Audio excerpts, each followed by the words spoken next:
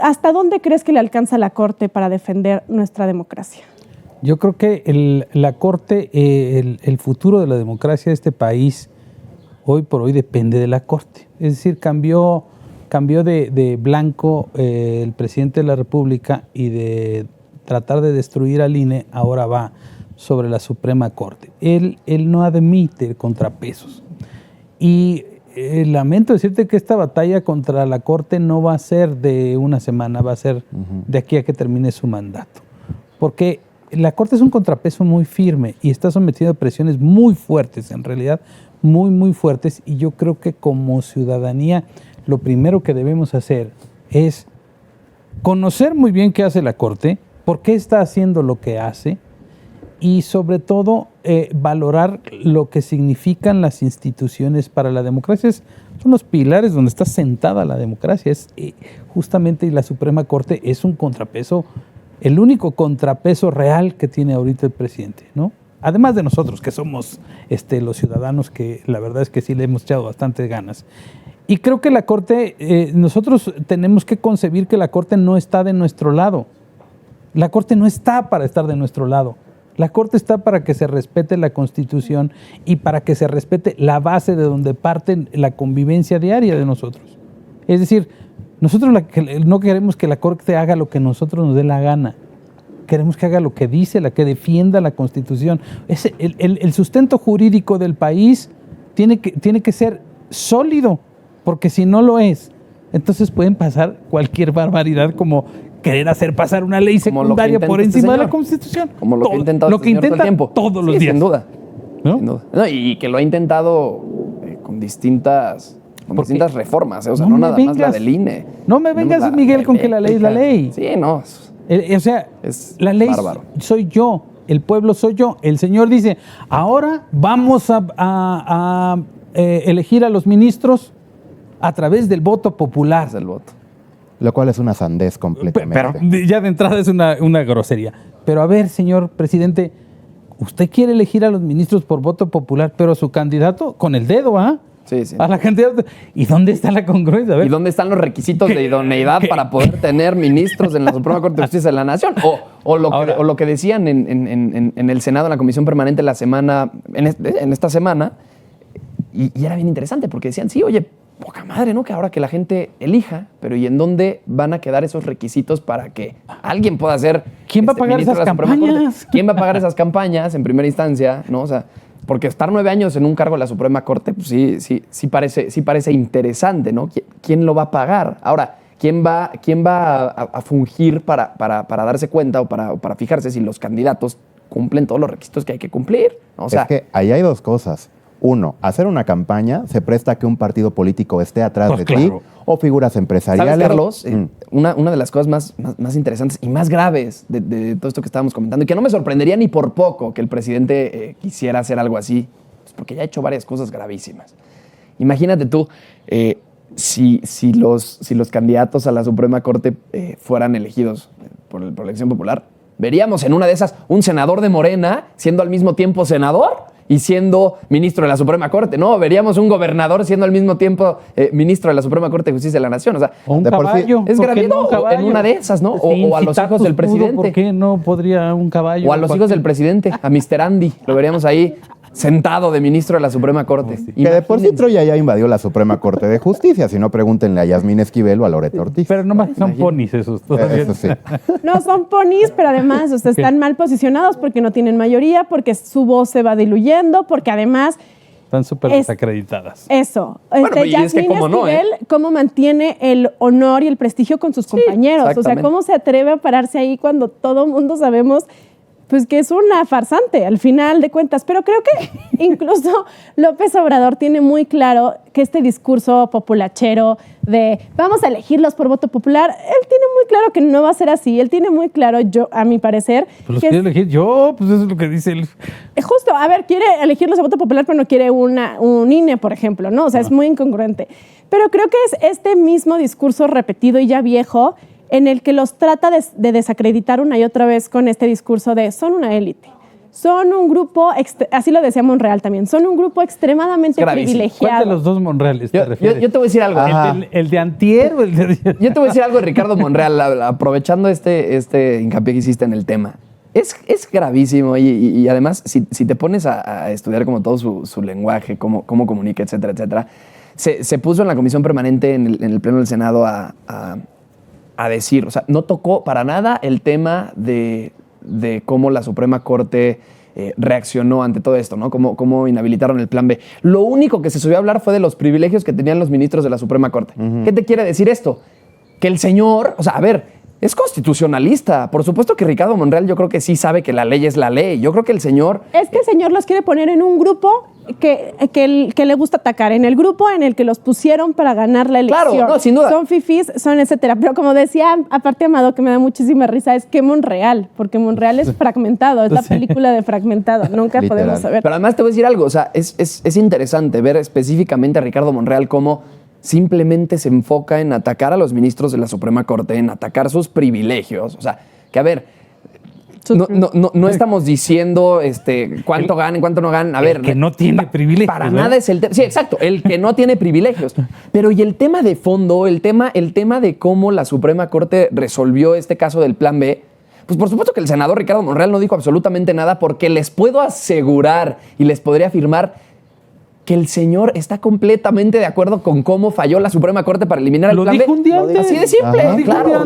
lo Dijo un día antes y lo habrá dicho también en sus clases de maestría que da en la UNAM, ¿no? O sea, Oiga, profe, de Derecho Constitucional. Oiga, profe, ¿qué respuesta pongo? ¿La que usted dijo anteayer o la que dijo antier?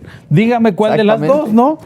Exacto. Digo, Oye, Amado, pero a ver, todos estos ataques que hemos visto a la Corte. A ver, vamos a ver, por favor, unos videos que tenemos preparados de ver lo grave, porque ahorita pues, está chistoso en la plática, pero de verdad sí levantan muchas alarmas lo que ha provocado los ataques desde las mañaneras. A ver, vamos a verlo, por favor. ¡Traidores a la patria! ¡Traidores! ¡Traidores! ¡Traidores! ¡Pinches ratas asesinos! ¡El pueblo no te quiere! ¡El pueblo no te quiere!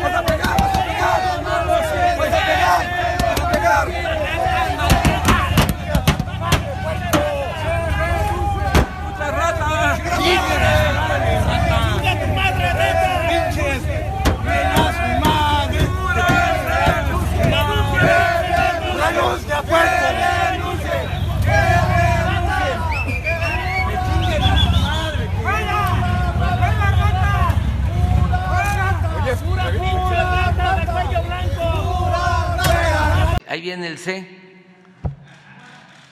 Ahí viene el C. No tiene remedio el Poder Judicial. Está podrido. Están actuando de manera facciosa. Imagínense componerle la plana al Poder Legislativo. Es de sentido común.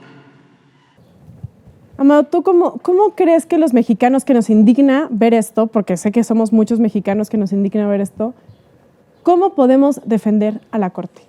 Primero tenemos que conocer qué hace la Corte y para qué sirve, eso es fundamental. Nosotros como organizaciones hemos convocado a esta reunión de firmas del Amicus Curiae, que es para la defensa del Plan B, pero esto significa son amigos de la Corte, es el respaldo social y ciudadano a la Corte. La mejor manera de respaldar a la Corte es saber qué hace y saber también explicarte estos fenómenos. Esta gente que está ahí, comentábamos mientras lo veíamos, es el mismo elenco, el tipo que está ahí pegándole al carro. Pero es curioso una cosa, este video en específico que rodó hace poco es del 13 de diciembre del 2018. Cuando llegó López Obrador, lo primero que fueron a hacer es darle una calentadita a la Corte. Al que están golpeándole el coche es el entonces director de comunicación social de la Corte.